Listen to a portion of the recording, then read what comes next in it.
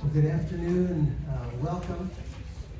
Welcome. We're going to get started. People might still trickle in. This is just getting off a siesta, coming to stay wide awake and hear from our panelists.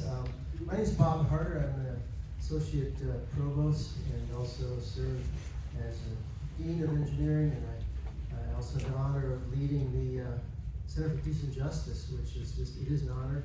It's something that's I've been passionate about for quite a few years, and the opportunities are myriad. There's lots of things to talk about and to educate, and that's what we do here at George Fox as an academic institution. We're about education, and so this is part of that process. So I want to thank you for coming to the panel, and our panel is really just going to be talking about Israel-Palestine, conflicts, and prospects for peace. We have two events today. We have the panel now, and then again at 6 p.m. we're going to have our invited lecturer, Dr. Lama Mansour, who's going to lead us with her prepared lecture on peace and justice and what it means to bear witness as a Palestinian Christian. So our hope is that these events are something that help educate and help us to think and to listen from others, and that's really the first step to resolving peace, resolving conflict, and promoting peace is to listen to understand. And so, but I also hope you ask questions. We'll have a time after the panelists are done for some Q&A, and so there'll be time for questions and some answers. I'm not going to, I will just introduce the panel. This is Lana Thurston, who is actually on the board of trustees at George Fox. She spent time in Ramallah, and she's going to share some of those experiences. Dr. Lama Mansour comes from Nazareth and is here again to be our invited woman lecturer. We have Ned Rausch, who is lives just up the street in North Portland, and he's here to share his perspectives on this from someone who is a devout Jew. And we also have David Kadaba, who is of Syrian descent, but is a Christian that works for the Telos group in Washington, D.C. So I'm not going to read the full bios. You have those in your brochure, so I hope you take a moment to kind of learn about who these folks are. They're going to do a brief introduction in a moment. I just thought it might be appropriate to start with a very short poem, and this is from a book called Light in Gaza. It's called Don't Step on My Feet Again by Basman Al-Darawi. Under the constant buzzing of drones, the roar of F-16s over my head, while I play hide and seek with peace, whispering, don't be just a break in between assaults. The electricity goes off, total darkness, while I dance with hope, whispering, don't step on my feet again. At the border crossing between the earth and sky, I still stand for hours. My legs are shaking, the sweat all over my body, a voice inside my head whispering, you're a full human, even if you feel like half.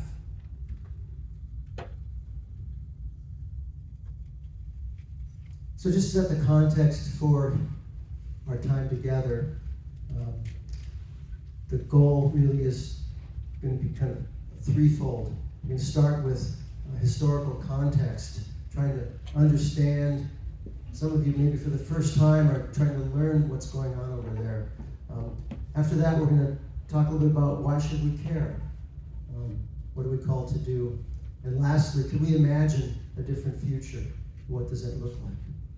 So I'm going to start out with just asking each of our panelists to kind of give a thumbnail sketch of their experience in the land and what they've learned from that and how that's informed their work as peacemakers. I'm going to start out with Lana Thurston. Hi. I grew up going to a tiny little French church in a tiny little town in north central Washington.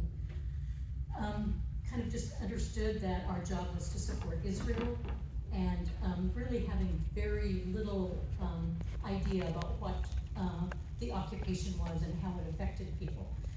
And it wasn't until I moved to Boise, Idaho about 22 years ago that I started to learn something about it. And Ralph Beebe, whom some of you may have known, co-authored a book called Blessed Are the Peacemakers, came to Boise and talked about it and put it in the context of the Israeli people losing the land because of the failure to keep covenant. And brought it forward and talked about still not keeping covenant. There are, I don't know how many references in the Bible about how to treat the stranger and foreigners in the land and how that's just not happening with the Palestinians.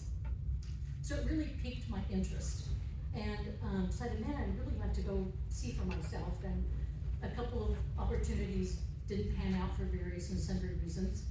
And the Northwest Yearly Meeting started a teaching abroad program there in cooperation with Ramallah Friends School in Ramallah. And Elizabeth Todd was the first teacher, and they were looking for some people to come do short-term help there. And I thought, wow, that's something I can do. And so signed up for that, and Sam Saxton and I were part of the first 4-person cadre that went over there. And I was there just on a 90-day visitor visa. We stayed at the Ramallah Friends School. We volunteered there. They provided housing for us, and also taught English to young Palestinian adults. And learned how kind and generous and welcoming and hospitable the Palestinian people are. I fell in love with the Palestinian people, and decided to come back the next year. And I signed up for the whole school year that time. And at the time, USAID was very involved with the Ramallah Friends School, and they were able to get us longer-term visas, get a year-long visa. So loved it even more the next year, and was planning to return again. And my mom had gotten to the place where she couldn't live alone, and so I moved her to my home in Boise and took care of her until she passed away in 2021. And as I was tidying up all of her estate and stuff, all of a sudden it dawned on me, I can go back to Palestine. So I started working on that, got a volunteer visa, went in summer of 22, and was there, came back this last June. But the teaching abroad program had moved from Ramallah into East Jerusalem. So I lived in East Jerusalem for a couple of years, was there when the war started. That was a really interesting experience. And still just love it. I want to go back. I'm in the process now of applying for another visa, actually a religious visa this time, we'll see how that works. Sometimes wonder if that's gonna happen, but God's in charge if he wants me to do that. But when I was in Ramallah, I just started learning about the impacts of the occupation on real people I could put a name and a face to. You know, a student who couldn't go into Jerusalem to visit her grandmother who was dying. There are a few Palestinians who live in the West Bank who can walk back and forth, but most of them cannot. They have to apply for a permit, and often it's not granted. If it is granted, it's just for a short period of time.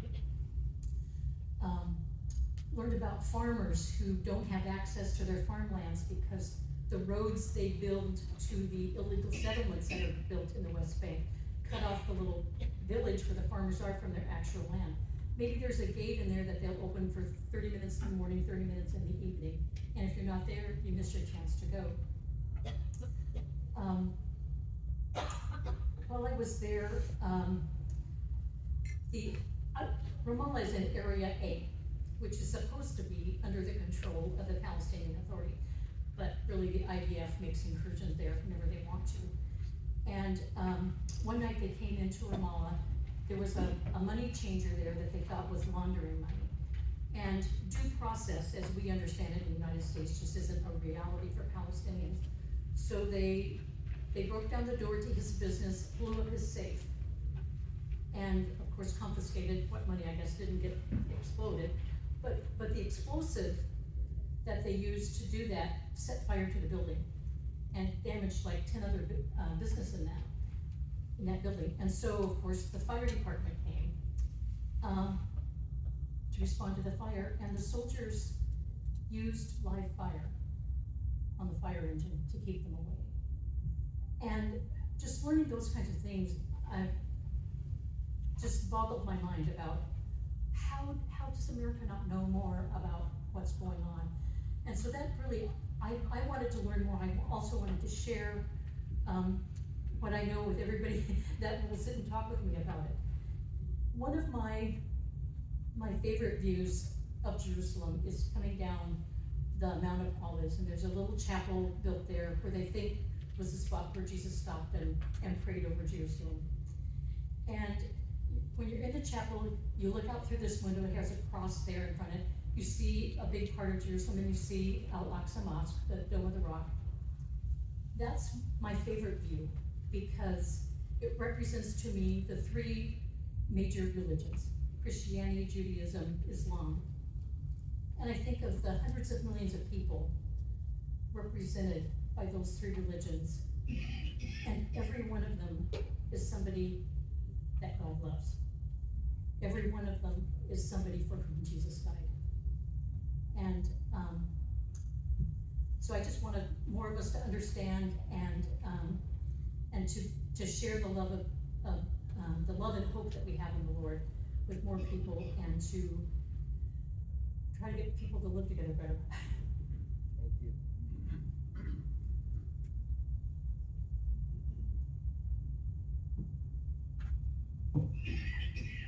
Thank you all very much. Let me throw my glasses on here. It's delightful to be with you and to share something that is near and dear to my heart.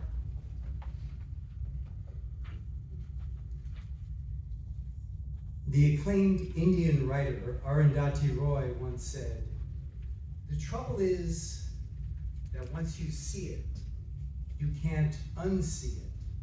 And once you've seen it, keeping quiet, saying nothing, becomes as political an act as speaking out." There were numerous times in my life where I saw it and felt the strongly reinforced foundations of my Zionist upbringing crack, but nothing more deeply cemented my perspective than being in Gaza just 2 months after Israel's devastating 2014 war on Gaza. The bombed out structures were everywhere, the grief universal, the trauma intense. Rauya, a Palestinian woman, shared with me, "Scared our turn might be next. My husband and I sat our 4 children down, and we each talked about what we would do if a bomb hit and we were the only survivor of our family. I felt I needed to have that conversation because the possibility seemed so real, and I needed to know that our children had a plan. The injustice that Israel has perpetrated upon Palestinians with the shameful support of the organized Jewish community has brought us to the end of ethical Jewish history. If we are truly to reckon with what it means to be Jewish after the destruction of Gaza, we must face the central question. What does it mean for Jews that a Jewish state founded in the wake of the Holocaust is actively committing genocide? Jewish tradition says that every life is an infinite universe. Something has gone catastrophically wrong in the mainstream Jewish community when leaders can watch a Jewish state destroy Gaza and justify it. A religion that values the sanctity of life has been swallowed by ethno-nationalism or Zionism. In many Jewish communities, you get punished more for challenging Israel than for challenging the Torah. Rabbi Abraham Joshua Heschel grew up in a village in Poland and brought the message of the prophets to America when he marched with Dr. Martin Luther King in Selma and opposed the Vietnam War. He said, "I can't pray because I'm haunted by the murder of children in Vietnam and racism in America." Where are our moral religious leaders today who say, "I can't pray because I'm haunted by the murder of children in Gaza"? We need to stand in the footsteps of Heschel and raise these moral concerns. We must begin reframing the Israel-Palestine conflict into what it truly is, a struggle of a colonized Palestinian people for their national and human rights against a Zionist Israeli settler regime intent on erasing Palestine and replacing it with Israel. And those of us who were raised on the belief that after 2,000 years and the horrors of the Holocaust, the establishment of Israel was a kind of miracle, we have to learn how to decolonize. It's a journey of discovery and of deprogramming to reconnect with one's humanity. At some point on the journey, one crosses to the other side with the life-affirming understanding that they will never go back. But the wonderful thing about that crossing is the powerful internal sense that one is now more in touch with justice and being on the right side of history. I'm absolutely convinced that the essential work of reclaiming Judaism from Zionism through proudly standing in solidarity with the Palestinian struggle has the potential to unleash a long overdue reimagining of what it means to be Jewish. Gaza, you see, is a litmus test for what the world will accept. Gaza holds up a mirror for all of us to ask, what kind of world do we want? Over the last year and a half, tens of thousands of students across this country, including many Jewish students, led historic protests calling for an end of Israel's destruction of Gaza. History has shown time and again to follow the lead of young people. Students were right in demanding an end to the brutal war on Vietnam, and were right to pressure their universities to divest from South African apartheid. And history will show that students were right to fight against Israel's genocide of Palestinians. We struggle for our vision of a world where all people, from the US to Palestine, are free. History will remember what we did or did not do in this moment. In supporting the Palestinian struggle, I uphold Judaism's highest values because the Palestinian struggle is our struggle too. Thanks, Ned. let's start from. Hello, everyone. Thank you for choosing to spend your afternoon with us. Thank you so much for your generosity in welcoming us into and me into your campus. As we said, my name is Lama. I'm from Nazareth. I'm a Palestinian Christian. My family comes from the Galilee area, from different parts of the Galilee area. On my father's side, we come from a small village up north called Jish, which is right by the Lebanese border, and from Cana of Galilee, which you might know from the Bible, where the first miracle happened. And on my mom's side, we are from a small village called Kufr Yasif, which is also up north by the sea, by Acre and Akka. I'm a Palestinian citizen of Israel. That means that my heritage, my ethnicity is Palestinian. I'm part of the Palestinian people, part of the Arab people of the region. But for historical reasons, I have an Israeli passport. I'm an Israeli citizen. In 1948, when the Nakba happened, the Nakba is our catastrophe, that's the Arabic word for catastrophe, the war of 1948, when 700,000 Palestinians became refugees and were kicked out and displaced.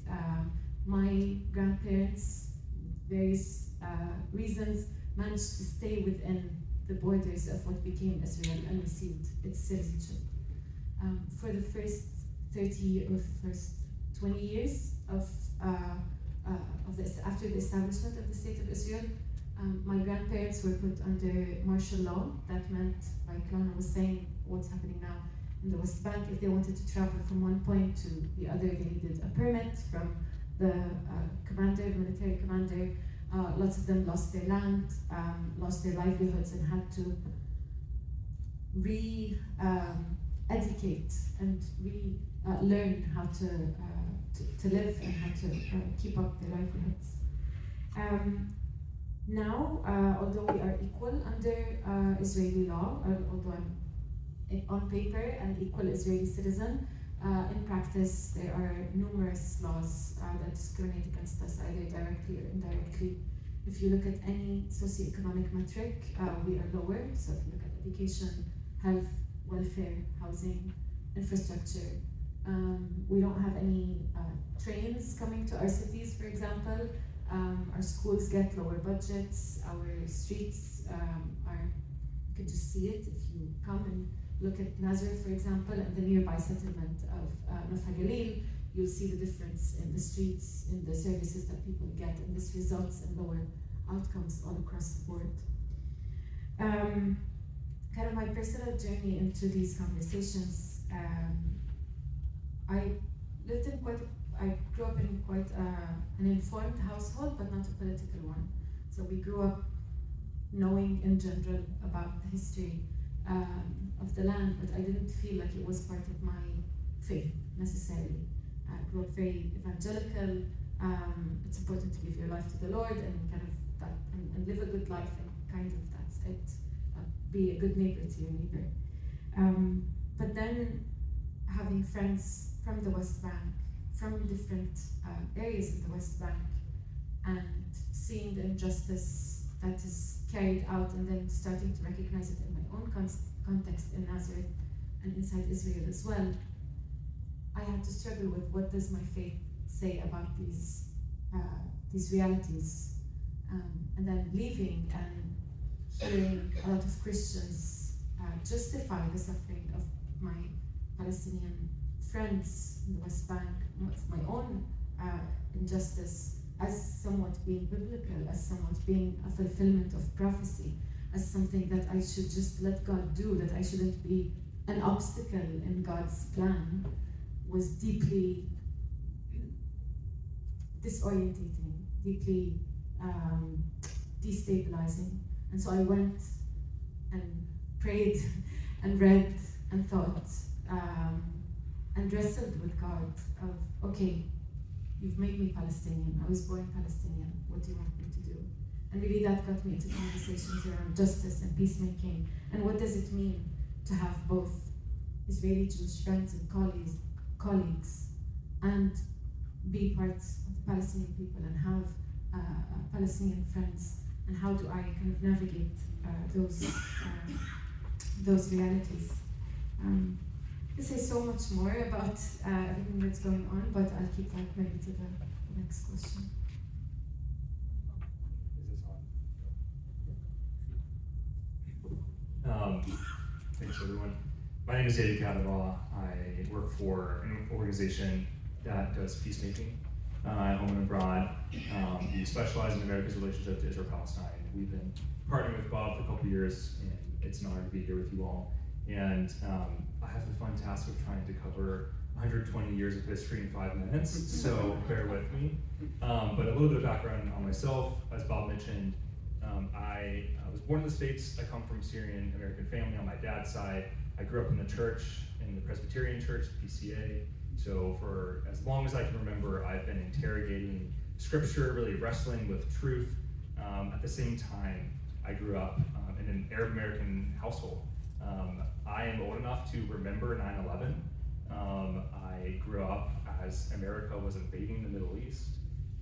I remember when the Syrian Revolution started, what became a civil war, and the rise of ISIS. In fact, I was sitting in your seat, many of you who are students, in around 2015, when I was in a lecture in a Peace, War, and Defense class. It was a Peace, War, and Defense 101, and our subject matter for the day was the rise of ISIS. And I was sitting in this classroom, watching my instructor flip through photos of what was happening in Syria, and my heart just sank, because for the first time I was really confronting the scale of the violence and inhumanity that people I was connected to were experiencing on a daily basis, and I had remained silent about it. I had claimed this heritage as something beautiful that I wanted to own, and yet was totally disconnected from the lived realities of the people that I said I belonged to. And so that started me on this path of wanting to investigate, what does it look like for me to be a peacemaker? What does it look like for me to, out of my Christian conviction, want to see flourishing happen from all people, to see violence transformed into justice at home and in Syria and elsewhere. And at the same time, I had this freshman year roommate who was Palestinian.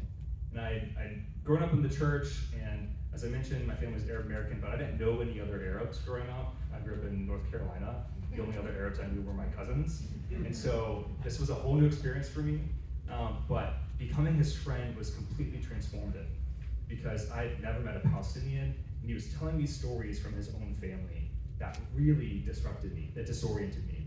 He told me about his grandparents who grew up in Haifa on the coast, and in 1948 became refugees and had to flee to Ramallah, and his family hasn't been able to go back to Haifa ever since. He told me about his uncle who, living in Ramallah, was outside at the wrong time, kind of one of those in the wrong place at the wrong time moments where he wasn't doing anything wrong, but there was an Israeli tank around, and he was unfortunately shot and killed by this tank, doing nothing wrong. I said, how did that happen? How have I never heard of what's going on in this place that we call the Holy Land in the church, that we talk about all the time, that we pray for, that we have this really honest and reflexive, support for this community that we call Israel, right? And yet, I had never met a Palestinian. I've never heard their story. So it opened up in me a new responsibility to want to understand, why have we not told the full picture? And what is our responsibility? What is our opportunity as Christians to support the flourishing of not only Israelis, but also Palestinians? And I ultimately found my way to Telos, which for me offered this framework to hold on to, that gave me a way to engage with what I believe is an honest picture of the kingdom, which is that there is no future for anyone without a future for everyone in the land. That to be for the Israeli people, in principle, is a good thing. We want flourishing for all people, but when it comes at the expense of another people, when security for one people means a lack of dignity and security and freedom for another people, that's actually not what the kingdom calls us to. That's not what Jesus is calling us to, and vice versa. When we're for the dignity and freedom of one people, but it comes at the expense of security for another, we're actually condemning both peoples to perpetual conflict. And so we need a new imagination of what we call mutual flourishing: dignity, security, and freedom in equal measure for Palestinians and Israelis. Dignity, security, and freedom in equal measure for Palestinians and Israelis. So as I was understanding what that mutual flourishing framework looks like, I was also leaning into understanding the history of how we got here. And you've heard a couple words here so far, words like Zionism and occupation and Nakba, and there's a whole lot of history to catch up on too if you're just now stepping into this conversation. I don't want you to be intimidated. It's complex, it's also simple at the same time. So I really encourage you to lean in, and I want to give you 3 key dates to keep in mind. The first is 1917. What's important to know is that this conflict is not millennia old. It hasn't been going on for thousands of years. It's not a religious conflict between ancient peoples that is destined to go on forever. It's about 100 years old.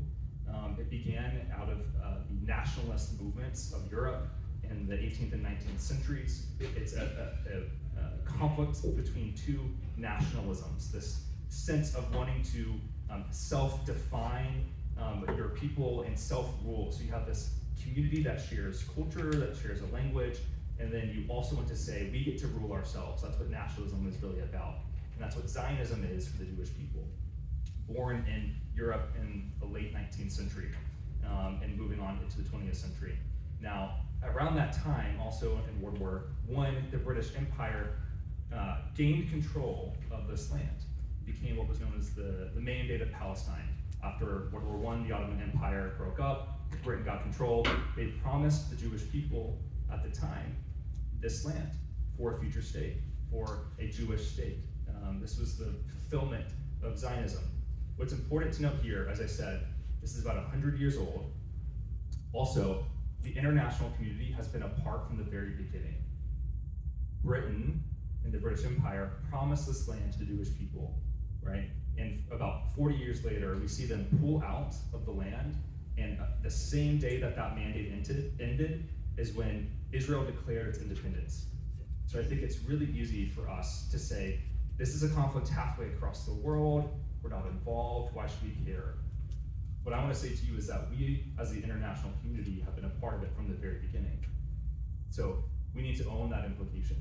We need to understand what our role has been so that we can transform it to be a part of the work of peace. Second date, 1948. This is that day that the British Empire pulled out. The state of Israel declared its independence. At the same time as Lama alluded to, this time is known as the Nakba for the Palestinian people. It's this Arabic word that means catastrophe. It was an era of displacement and erasure. So on the one hand, you have, for Jewish people, not all Jewish people, but for many, this moment of salvation coming out of the Holocaust, right, of self-determination, of the possibility of security. At the same time, you have erasure and displacement, where 2/3 of the indigenous people, the Palestinians, were kicked out of their lands. And a question for you all, who here is from this region? Oregon, Washington State. Okay, keep your hand up if your parents are also from this region. Keep your hands up if your grandparents are also from this region. Great-grandparents. Couple hands, that's amazing. For each of you, how important is this land to you? This place where you're from, this place where your parents are from, your grandparents are from, or even beyond. It means something, it matters, right? Now imagine if generations of your family have lived on the same plot of land. As far back as you can remember, you've tended it. There are olive trees 1,000 years old. Imagine the pain of being displaced from that land. It's like a heartbreak, a rupture, right? So this wasn't just, we have to leave, we're no longer safe. This was a shattering. It's a catastrophe. I want us to get really clear on that. Secondly, the third date, 1967. This is the beginning of what is known as the military occupation of the Palestinian territories. So around this time, there was a war between Israel and its neighbors. About 6 days later, Israel has captured vast areas of territory, of Jordan, of Egypt, of Syria. They became known as the occupied territories because the military, the Israeli military, captured this territory and has continued to rule it since. So there's a governing body in Jerusalem, the Israeli government, that governs the military that ultimately controls these territories. So it's not like there's a civil state that exists. What controls these areas is a military. So as Lama and the others were mentioning, there's, when people are arrested, they're sent to military court, not civil court. the military has access to any and all places at all times whenever they want. They can come in and arrest people and do raids. They can come in and even destroy and demolish homes. It is not a normal system that we would understand.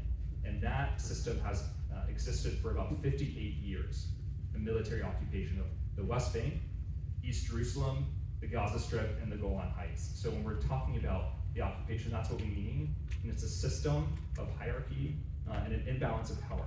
And that's really what it is at its root. And so we can keep exploring what that looks like in practice. But those are the three key dates to keep in mind that have brought us to this day. Well, thank you all. It's a robust sketch, thumbnail sketches. But as was mentioned, there's a lot to cover. And I think what we're hoping is that folks had enough information that other things that are shared and talked about didn't just go, that you're lost by those things. So I think what we've heard is clear from different perspectives that we have a situation there now, and this is how we got there, through a variety of actors, people not acting, but a situation now where we have people under clearly oppression. If you've been there and traveled around, it's many checkpoints, military checkpoints. Again, we don't have this, we have nothing like this in America. And so to be clear on that is to know now, like as we talk about peacemaking, the idea of trying to resolve conflict,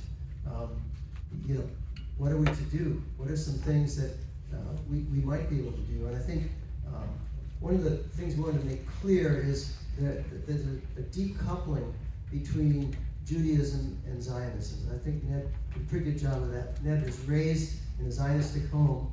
And can you share a little bit more about what that was like and how you came to the place where it's like, I was raised that way, but I saw it differently? Sure. So thanks for the question. So both of my parents grew up in families where immediate family members were murdered in the Holocaust. And they consequently really believed that the establishment of the State of Israel in 1948, just 3 years after the Holocaust, was somehow almost like God intervening in human history to set things right. So it was that fundamental a belief. And that's pretty deep stuff, right? So it's not just, that we learned about Israel in a history book. We learned about Israel through the stories of family members, some of whom were murdered, right? And it just seemed that this connection between the Bible or the Torah and what was happening in modern day, 1948, and then ongoing to today, was again almost like divine intervention.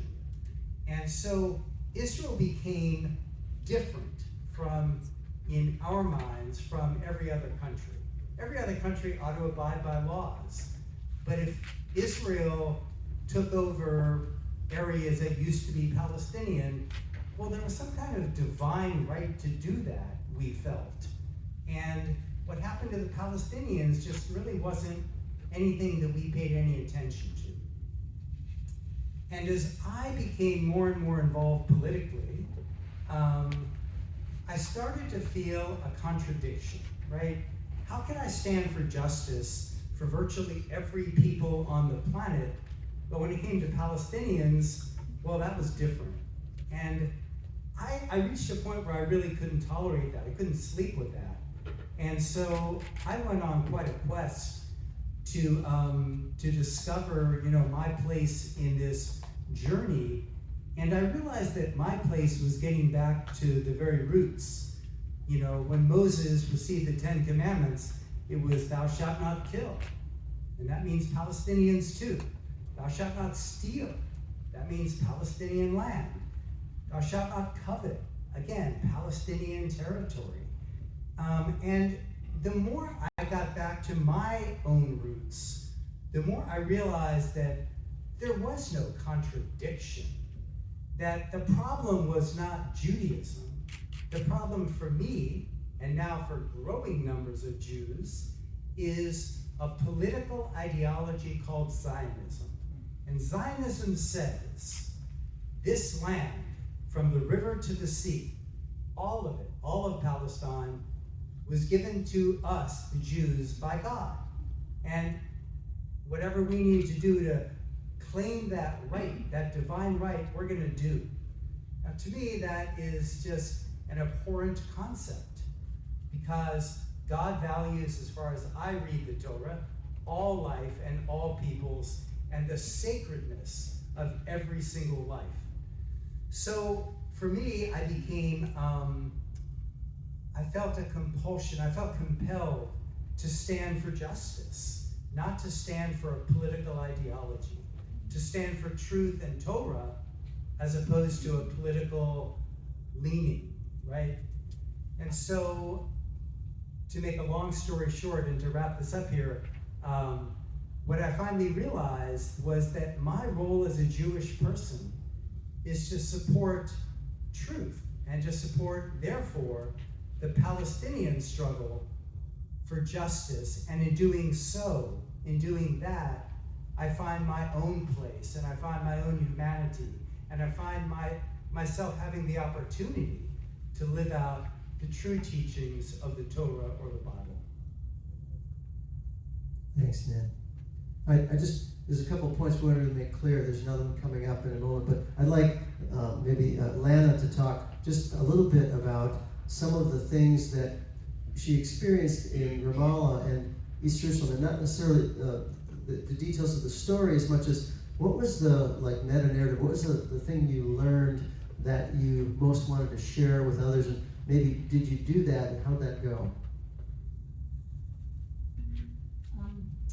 Like I mentioned, I was so unaware before I went there of the day-to-day impact of the occupation on people.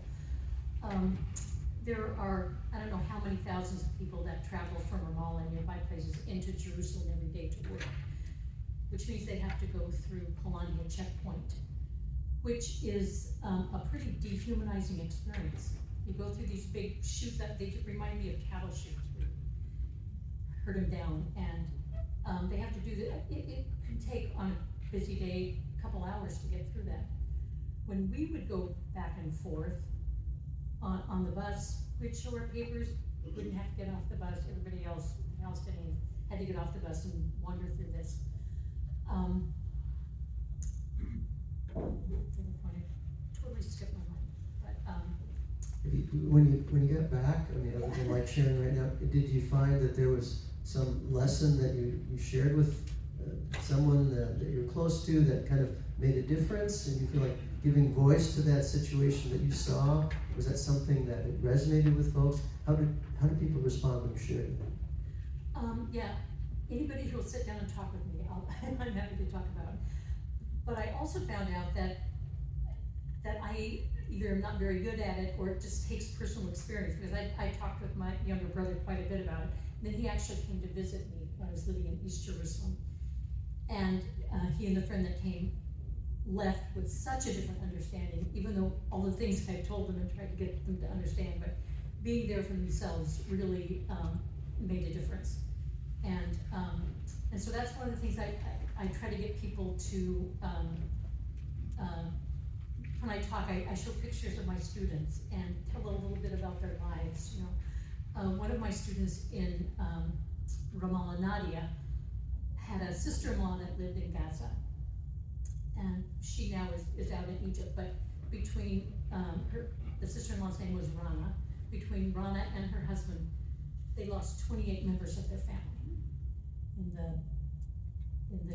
the attack on Gaza. And one of her sons and his wife and children died. One of her daughters and her husband and the children died. And one of the best efforts that I have seen about sharing is from a group called Breaking the Silence. It's a group of Israeli soldiers who their job in the military was to enforce the occupation. And while they were doing that, they became aware of just how inhumane the occupation was.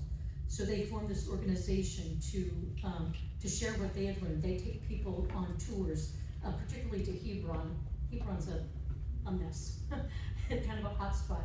But, and so they particularly meet with young Jewish people who are coming to Israel and try to educate them.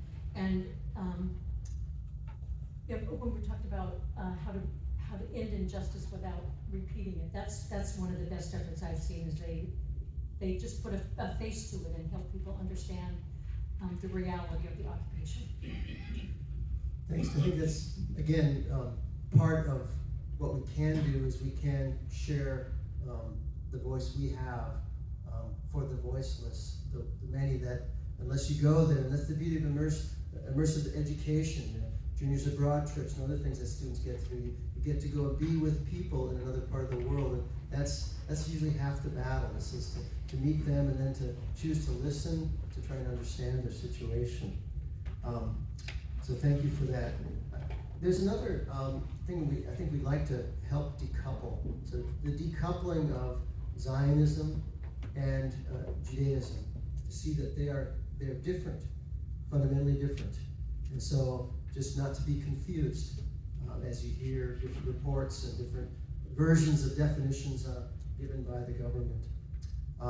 I think one other decoupling that I think is pretty important, especially maybe for Christians, is the decoupling of biblical Israel from political modern day Israel.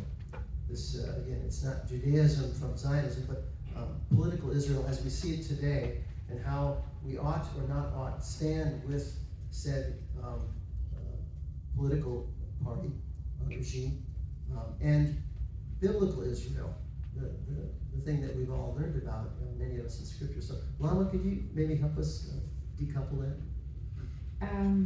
Yes, I think there's a conflation between biblical Israel. When we see in the Bible it says Israel, we think of the modern political nation state of Israel, and I think we need to separate those two. When we talk about the nation state of Israel, we're talking about a political system, a regime across the land, and we're not talking necessarily about a people group. It's very varied, it's very diverse, it's very secular. If you've ever been to Israel, so it's far from the Israel of the Bible, and I think that's important to kind of note. And today, not like the past few years, several human rights organizations have described the situation on the ground in Israel as being an apartheid, as being a system of ethnic supremacy. And that's different than what we see in the Bible, saying, talking about the stranger and the widow and the orphan, and treating everyone equally. Hebron was mentioned. So, for example, if in Hebron there are settlers, Israeli Jewish settlers, and there are the Palestinians who live there. And if the Palestinian does a crime and does something wrong, and the Israeli Jewish settler does the exact same crime, the Israeli Jewish settler will be tried in a civil court, the Palestinian will be tried in a military court. So that's apartheid. That's, different people, because of who they are treated differently. There are streets that only settlers can use. Again, apartheid. Water resources that only settlers can use. So if I go and visit my friends in the West Bank, I make sure not to use too much water, because the water is very, very limited. And we wake up in the morning and we see whether there's water that day or there's not. So this is the Israel we're talking about. We're not talking about the biblical people of God, who God made to be, blessed in order to be a blessing to the nations. Definitely not for my friends in the West Bank. They're not a blessing. So yeah, I think we need to be careful with those. That's super helpful. I just want to maybe move us now to this idea of imagining. What can we do? Time's up. But I was hoping that maybe David would speak a little bit about this. I believe the philosophy of the Telos group is really a helpful framework for looking at conflict resolution, injustices in general, peacemaking, shalom, and just this idea about it not being a zero-sum game, and just maybe unpack briefly the Good Samaritan and how that parable fits in with today. Yeah, that's great. I love talking about this parable. It's very meaningful for me. What I'll start by saying is that one of our core philosophies at Telos, and we have a whole philosophy that we call the principles and practices of peacemaking. And you can find our cards outside, and I'll be there and you can chat further. But 6 principles, 6 practices. One of the principles of peacemaking is justice. So we believe that peace and justice are intertwined, that you can't have peace without also having justice. And what we mean by justice, as my colleague Todd, who's been in this forum before, says, is that it's what society looks like when everyone collectively is loving God and loving neighbor. And we get this from Christ in this moment that Jesus tells us the Good Samaritan parable, right? This teacher comes up to him and says, hey, what do I need to do to inherit eternal life? This most essential question, right, that all of us are asking. How do I inherit eternal life? And Jesus says, well, what do you think? And this teacher responds, well, essentially to love your God and to love your neighbor as yourself, right? And Jesus says, that's right. And the neighbor, or the teacher says, well, who is my neighbor, right? What does it mean to love God and to love neighbor? Do I get to decide who my neighbor is? Do I get to decide who I get to love, right? And Jesus gives this unbelievable story. And you all are probably familiar. You have this Judean who's walking the road from Jerusalem to Jericho, who's caught by robbers, who's violently offended against, right? He's left to die on the side of the road. He's bloodied and bruised. And you have these people, the priest and the Levite, who see this person and walk right past. But then you have the Samaritan. And the Samaritan is the one who stops, who pays attention, who heals, right? Who generously gives of his own resources to be a part of the healing of his neighbor. And what's so subversive about this story is that to the audience to which he's speaking, Samaritans are the enemy. Samaritans are the people that would be spat at on the street. Samaritans were like dogs in this society. They were heretics. They had rejected the true faith. And so Jesus is saying, against everyone's imagination, that it might actually be your enemy who you most need to be healed. It might actually be the enemy who can see things that you cannot, right? It might actually be the enemy whose future is tied up with your own. And so this parable is so important because it's giving us an imagination for what justice looks like, for what peace looks like, what it looks like to love God and love neighbor. It's these moves from our tendency to, instead of seeing a neighbor, or instead of seeing an enemy, to see a neighbor in the person across from us. Instead of holding on to a form of hierarchy, to commit to a kind of mutual belonging. That I belong here and you belong here, that I need you too. Instead of self-reliance to mutuality, so that I can do things on my own too. I actually need you to thrive myself. I can't be who I ought to be until you are who you ought to be, says Dr. King. This idea that we depend on each other, our futures are intertwined. This move from scarcity to generosity. The Good Samaritan gives of his own money, right, to see this person healed. Even more than a day's wages, several days' wages, as we see in the text. And ultimately, this move from domination, that I can be secure, I can be safe in my own society, in my own seat of power, through domination, to this move of service, that I'm going to put myself at your feet, actually, right? So this is what this imagination looks like of what we call mutual flourishing, or what the text calls shalom. It's generosity, it's belonging, it's mutuality, it's service, it's neighbor. This is what that looks like. And I think this parable is so important to us because we have this vision that Jesus is giving us of what, loving God, loving neighbor looks like, what shalom looks like lived out in practice.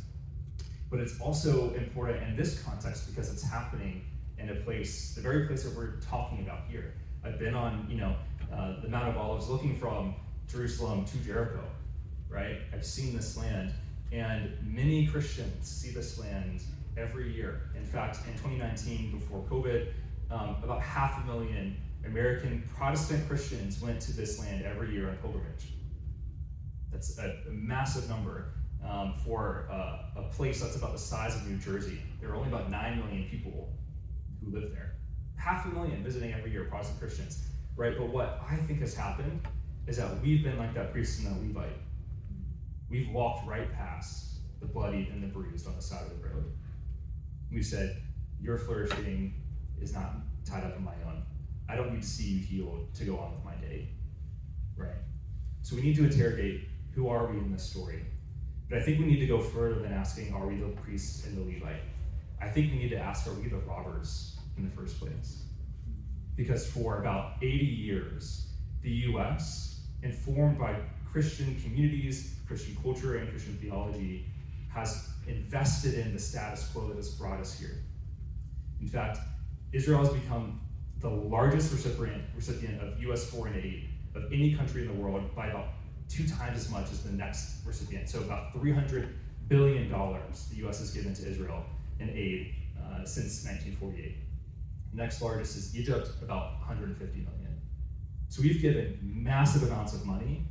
And again, that support isn't necessarily a wrong thing to say. We have allies, we want to support them, but we must ask, what has that enabled? What has that established on the ground, right? Secondly, American Christians give a whole lot of money to this reality as well. In fact, there was a study done by Christianity Today in 2021 that tallied the funds spent by Christian lobbying organizations. So the top 25 largest Christian lobbying organizations in the US gave $130 million a year in lobbying causes labeled as, quote, pro-Israel. That was about 4 times more than these lobbies spent on lobbying against abortion in that year, which I found quite shocking, considering what we often see as priorities for Christian lobbying organizations. And so that kind of investment, that is reinforced, that is invested in the status quo that we've been talking about, that I think is not flourishing for anyone in the region. And this is what is important. We've named here, and what is so essential to name, because we as Americans often don't see it, is that the status quo is erasure and domination for Palestinians. It's a lack of dignity, security, and freedom. They don't have agency over their own lives. They don't get to choose the government that has control over their lives. There's no agency there. There's no freedom of movement. It's also not flourishing for Israelis, right? The past 15 months has made this clear. The status quo was not working for anyone. And so if we want to invest in a future that looks like supporting the Israeli people, it necessarily has to look like investing in a future that gives Palestinians dignity and security and freedom too. These things can't be at odds. They actually have to go hand in hand. That's why our organization, when we first got started, developed this tagline that we called pro-Israeli, pro-Palestinian, pro-peace. That all of those things have to exist simultaneously. And note that we're not saying pro-Israel or pro-Palestine, pro-Israeli, pro-Palestinian.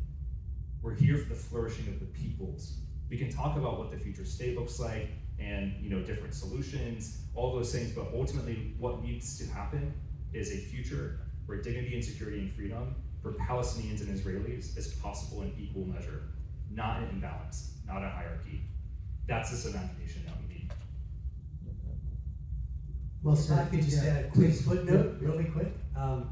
One of the fascinating and very tragic things happening right now is that in this country, there now are many times more Christian Zionists than Jewish Zionists. Many times more. That now, among the young generation of Jewish people in America, half or more are not Zionists. And so there's a fundamental and radical shift happening within the Jewish world vis-a-vis this question. But the number of Christian Zionists is it's huge.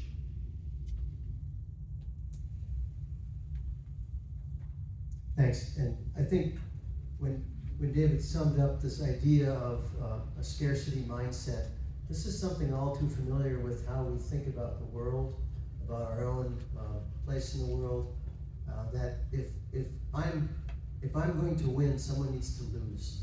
It's a linear view of this balance, and the whole idea of really seeing it as a both and, that you can have both. Two things can be true at once. It can be true that the Palestinians can flourish and the Israelis can flourish, but that takes a lot of unraveling of history and of just decades of injustice and letting go. I mean, I think that without forgiveness, none of this is possible. The concept of not holding another hostage to what their ancestors did, but to say, could we move forward? And going forward, what might it look like for us to forgive and move on? And that's not Pollyanna. I think that was Jesus. And I think that's really one of the big challenges. So I maybe just want to also give a plug for the Talos trips. That was when my eyes were really open. And as David was saying, there's these millions of Protestants that go there every year. I've talked to some of them. And they were sent by a pro-Israeli Zionist group for free. The pastors go free freight to go there, but they don't go behind the wall. It's not safe behind the wall. Actually, that's where Bethlehem is. But they don't go to that church because it's not safe there, because the Palestinian terrorists are there. So again, there's this whole thing that the Telos group does, where they take you on a 360 view of all the different kinds of people who are there. You visit with refugees, you study the Talmud with a rabbi, you go to a mosque and you meet with an imam, you go and you sit in a settler's house and you hear them talk about why they belong there as Israeli settlers, and then you find out they grew up and went to Kirkland High School in Seattle. But it's their right, and they've got a gun on their side to prove it. And so you listen to their story. You sit with a rabbi at Shabbat. It's that experience. I think only that kind of experience, which everyone can't afford to have. But I would just encourage you, if you one day want to go to the Holy Land, then I would encourage you to really do justice to the trip and know that it's not just about visiting a couple of the ancient sites and moving on. And I think Telos does that so well. Maybe just, I want to get to some questions that you might have before we wrap up, but I want to just maybe ask Lama, what gives you hope for the future?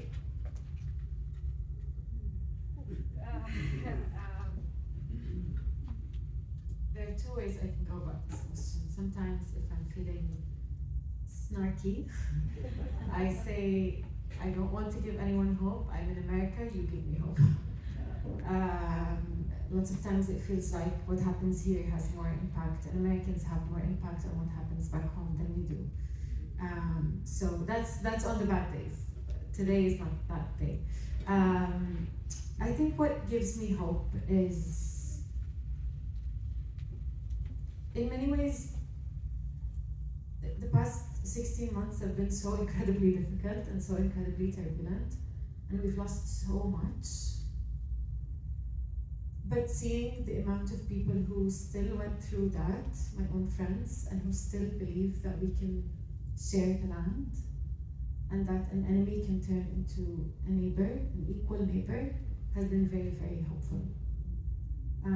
Seeing lots of people who still believe in a just and merciful God is very hopeful. And maybe this rupture needed to happen in order for us to have a different imagination, to say an Israeli child's life is just as important as a Palestinian child's life, and that we can't put people in cages and expect them to just disappear, that something needs to happen, that we need to move to a different vision. And that vision is not a resort on the Gaza coast. It's a place where people can respect the land, respect each other, and honestly be a beacon of hope to the whole region. Our region needs a model for coexistence, for peace, for justice. And if we can do that in Palestine, for the whole region, it can be incredible. The opportunities are endless. I want to have breakfast in Beirut and go and visit Damascus and do all of these things because it's all one big region. Right now we can't do that. There are walls too high. But maybe we can dream that it happens and not only keep it as a dream but work actively towards it. And I think that's who we are as people in the kingdom of God. We have God-given dreams and we get up every day and ask God, please help me to build this kingdom with you, a kingdom of justice, of peace, of generosity, of humility. And yeah, I think that's where the hope is. It's in a God who, against all odds, defied and defeated death and rose again. That's where the hope is. That's so beautiful, Alma. I think that's really important. And just quickly, when we visit the region with our trips, we go to Bethlehem and we hear from this pastor, Mitri Rahab. And people there, when they're confronting the realities of the occupation, I mean, we're driving up, we're seeing, the water tanks on the Palestinian homes, because Palestinians only get water twice a month in Bethlehem, passing the settlements across the road for Jewish Israelis where they have green grass lawns and sometimes swimming pools.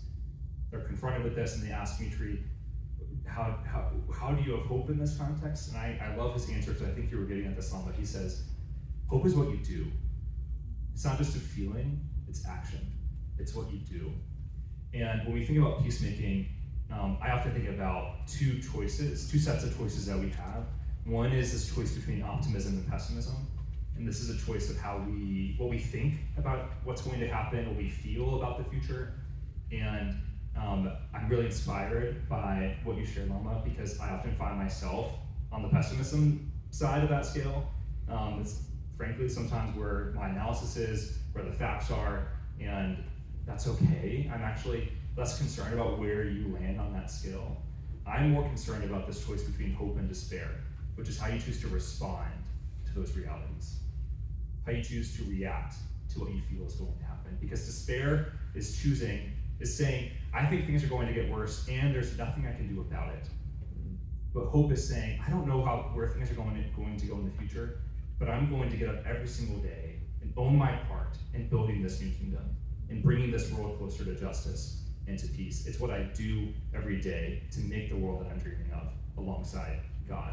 God gave us this vision of where we're headed, and yet he didn't bring us there immediately, right? He said, you have a job to do. So our job is to do hope. Thank you. Very well said. Our goal really here was to, educate, because if you have no background at all, it's really hard to do anything. So there's a lot more to learn. There's resources in the brochure that you might have picked up. So again, encourage you to learn. Like you said, it's complex, but it's also simple. The other thing was to just think about what you might do. And I think, first of all, get educated. And next, pray. How might we? It's a design question. How might we do hope? There's little things we can do. And lastly, I think I just want to open this up for questions now for you to ask whatever you want from our panelists, and give you a chance to kind of just say what is it that's puzzling you, or that you'd love to have an answer to right now. I think they'll do their best. And maybe you could direct it at someone, or if you don't have it for someone, then just a question for the group, and they'll riff on it. So I guess I'm going to have the mic here, and I'm willing to run it out to you.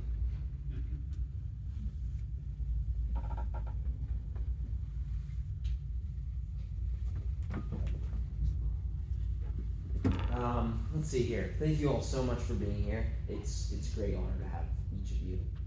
I think my question is particularly for Americans who want to see change in the U.S.'s relationship with Israel and Palestine.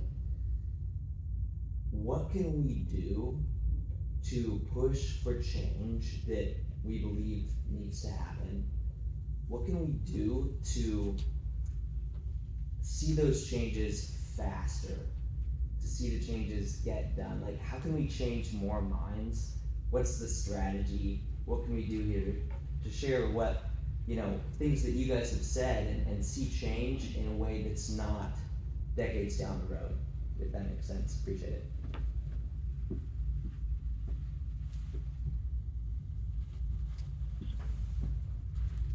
I'll say a few points that come to mind, but I think David is knows the most about this.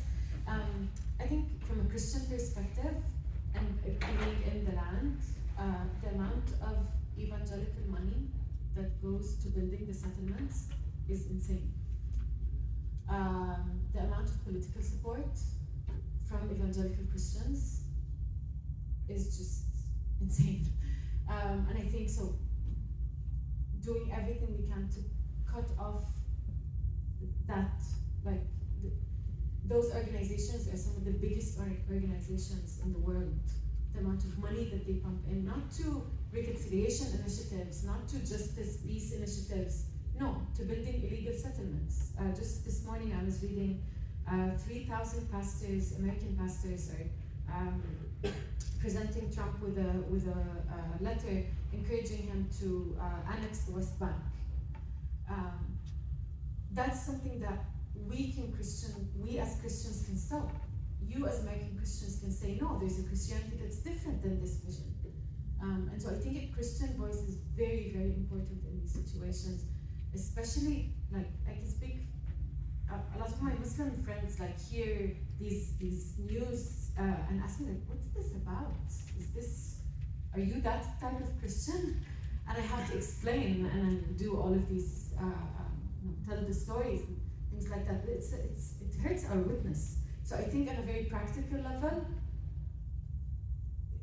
focusing on these organizations systematically. Yeah, I think that's spot on, Lama. Our voice is going to hold more weight than ever in the next couple of years, because a lot of the policies we're seeing being done are being done in the name of Christians, right? And so we have the opportunity, as Alma was saying, to offer a different vision of what that looks like, what it looks like as a Christian, to say, how I want to posture myself is towards mutual flourishing, towards peace, not towards a one-sided zero-sum game, right? I think the other thing that came to mind immediately is that our job right now is to get organized. We have for far too long, as people, as believers in different contexts, been trying to fly solo. We've been trying to do this on our own. We haven't been doing this in coordination with Palestinian Christians, with Christians in other contexts around the world, especially those who have faced similar kinds of circumstances.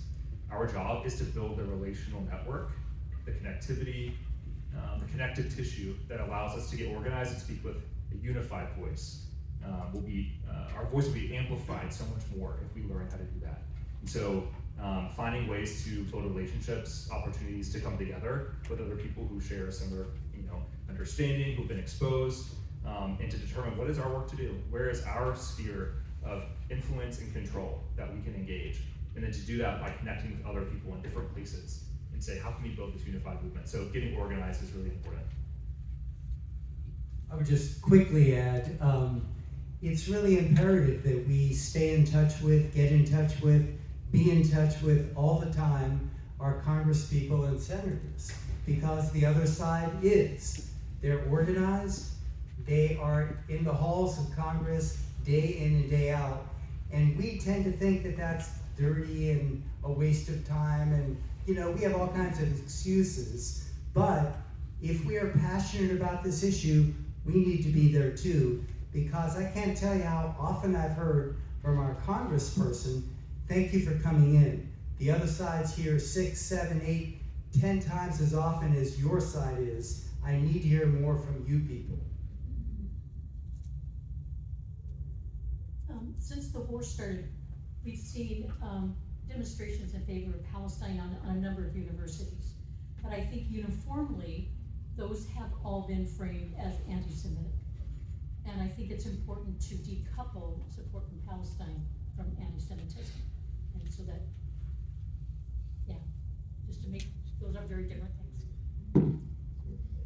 And I just maybe ask Ned to speak to that exact issue as a Jewish person.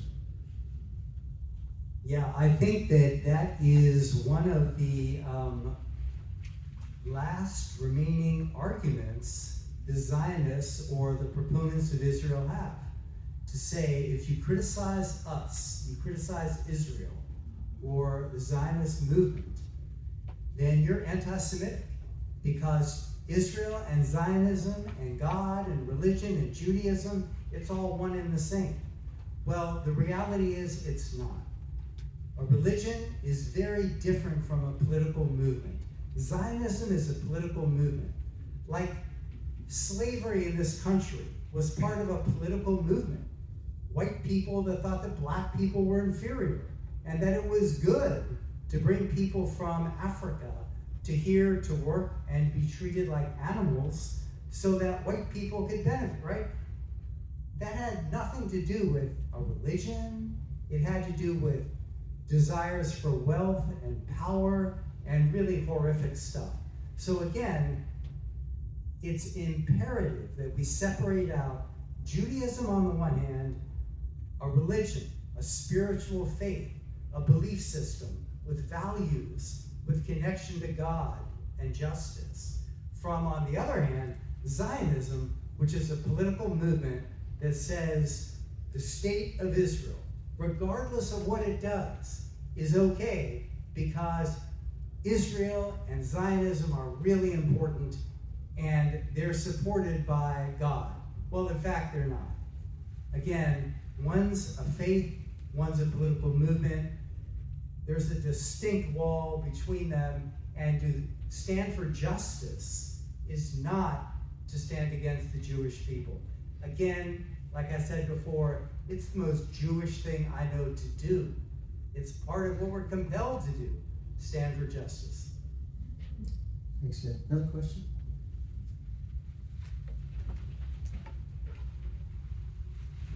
Thanks for coming. My name is Alex. I'm a faculty member here. You were talking about, there are certain Christians who hold these positions and other Christians who hold these other positions. And to me, a lot of the tension, I think, for the Christian body is understanding Israel and the church, right? So I'm in the PCA, you may be still in the PCA, so we know this about covenantal theology versus dispensationalism. God's church is big. We can have disagreements, right, on how to interpret that, but how can we as Christians face inward and have that larger theological discussion so that this land issue becomes somewhat available for conversation? I think, first of all, I'm trained as a social scientist, so I'm not a theologian. I'm not as well versed as you are. I teach film, so great. But I think, for me, it's quite simple. We look at the fruits of the theology. What is Christian Zionism producing on the ground? It's producing walls. And we were not called to build walls. And I think those conversations, even when they do happen, there's a wonderful book by Reverend Mr. Ishaq called The Other Side of the Wall. And in it he speaks about a conversation, I think it was in Christianity Today, where they had two white American pastors talking about theology of the land between themselves. And, talking about different things. And he wrote in as a Palestinian pastor asking, can I contribute to this discussion? And they thought, and they said, no, you can't. So, because this is an internal American issue. Well, the internal American issue is coming to us and we have to live it every day. So I think looking at the fruits of the theology, what is it doing on the ground to our Christian brothers and sisters in Palestine? I think that has to be a central aspect of that conversation, if not the central aspect of that conversation. And to bring in Palestinian Christians and ask, you've thought about this for a long time. You thought about this for all the time that you were sitting at the checkpoint waiting to be searched and humiliated. What do you have to say about it? From your lived experience on the ground. So I think making, how do we have those conversations in a way that dignifies people? Honestly, sometimes it feels really humiliating hearing some of the theologies that come out, because there's no place for me at all. I'm either not there or I'm vilified as like an obstacle, as I said, like an obstacle to God's plan. And that's exactly the opposite of what I want to be.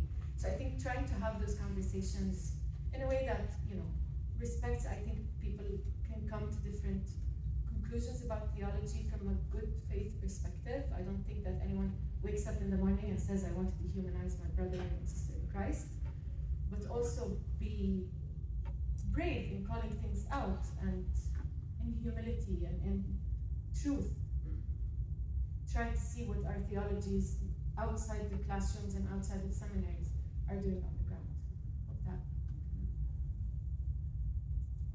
And again, it might be a very remedial point, but I think for some of the students here, you may have been in the same place I was even not that long ago. And like the idea that there was, Islam said, evangelical, in the right way, the proclamation of the evangelist, evangelical Christian Arabs that live in the land. I mean, just that basic concept seems foreign to many people. And I think, again, recognizing it's a smaller and smaller number because many are leaving, but the fact that we don't lump them all together and presume they are all, that all Arabs are somehow terrorists, that they're all Muslim. Again, this is part of the education to understand. But again, think about something like wanting to fly home for Christmas break. If you are Palestinian, you have to drive or somehow get to Oman, Jordan, to fly somewhere. You can't go to the one airport in Israel, in Tel Aviv, a beautiful airport. You can't go there. You're not allowed to fly out of that airport. So it'd be like saying to you, you can't actually fly home to San Diego for Christmas break out of Portland. You got to drive to Boise, and from there you can fly out. But you're not allowed, even though you live in Newburgh, to fly out of PDX. So just those kinds of really kind of simple remedial truths, understanding that doesn't seem right, I think, for us. And so, again, that's the kind of learning that's necessary to begin to open up a conversation and your own understanding to then say, how might I do hope? So I have one of my students here who wants to ask a question. Hello, I'm Isaiah. I'm 21. I was born after 9/11. I have never known a world without the American Empire. How do you see the evangelical industrial military complex as a surmountable obstacle?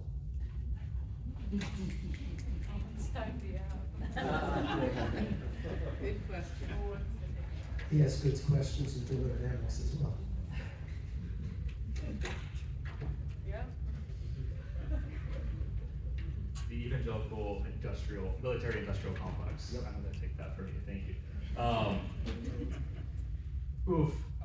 This is something that I think is becoming more and more apparent as a force in our world that needs to be resisted. And I think the thing that I come back to time and time again is this idea of nonviolence from Jesus and self-interrogation. So maybe I'll start with the second one. Self-interrogation is this work, as we understand, it's one of our practices of peacemaking, of assessing our own biases, assessing our own assumptions, ways in which we show up that causes harm in the world. Because so often for Christians, evangelicals, people, the world I come from, when we see an injustice, we want to rush in to say, how can I help?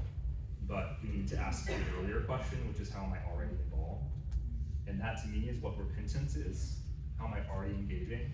And repentance is a core component of what it means to be a Christian, right? It's this commitment to saying, I'm recognizing the harm that I'm doing and I'm choosing a new way. In fact, Jesus says in his first words of public ministry in Mark, repent and believe, the kingdom of God is at hand, right? And the word he uses for repentance is metanoia.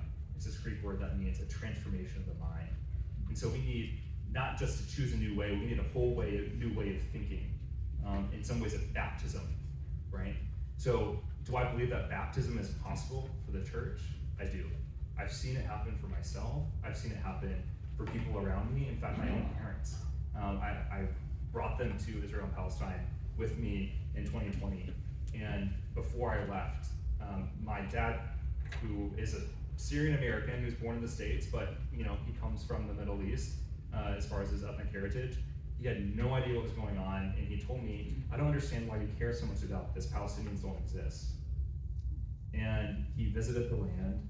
He met with people. I'll never forget, we were having dinner with one of my friend's dads who joined us for dinner.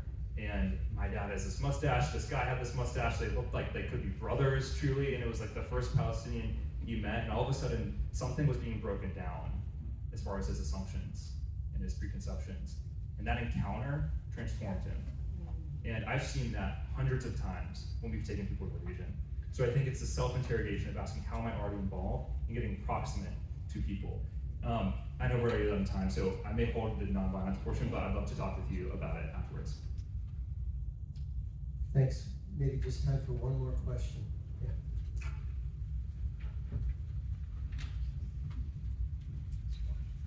Thanks, Joseph Clare. I'm an administrator here. Thank you so much for being here and this feast of thoughts. I'm convinced by the picture of like occupation and domination that you painted and the struggle that's there and the dream of mutual flourishing, two-state solution, whatever that looks like. How would you describe the challenge that radical Islam presents or doesn't present for a picture of mutual flourishing in the future? I mean, the U.S. considers Hamas a terrorist organization. I understand that living in the conditions of cage-likeness can lead to radicalization, but there's radicalized Islam in all sorts of different contexts and situations. So I just wonder if that complicates the prospects of a peaceful future in some ways.